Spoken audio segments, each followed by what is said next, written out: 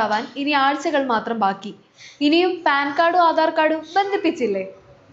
2026 ജനുവരി 1 മുൻപായി link ചെയ്യാത്തവരുടെ pan card പ്രവർത്തനരഹിതമാക്കുന്നതാണ്. Pan കാർഡും ആധാർ കാർഡും ലിങ്ക് ചെയ്യാൻ നേരത്തെ സമയപരിധി നീട്ടി തന്നിരുന്നു.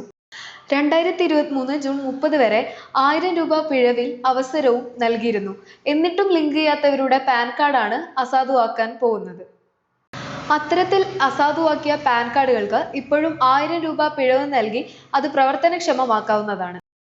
ഇത്തരത്തിൽ ആധാർ കാർഡ് ലിങ്ക് ചെയ്യാത്തവർക്കും പാൻ കാർഡ് പ്രവർത്തനരഹിതമായവർക്കും നികുതി റീഫണ്ട് ലഭിക്കാതെ വരിക, ഉയർന്ന നിരക്കിൽ EDS ഈടാക്കുക തുടങ്ങിയിട്ടുള്ള സാമ്പത്തിക ബുദ്ധിമുട്ടുകൾ നേരിട്ടേക്കാം.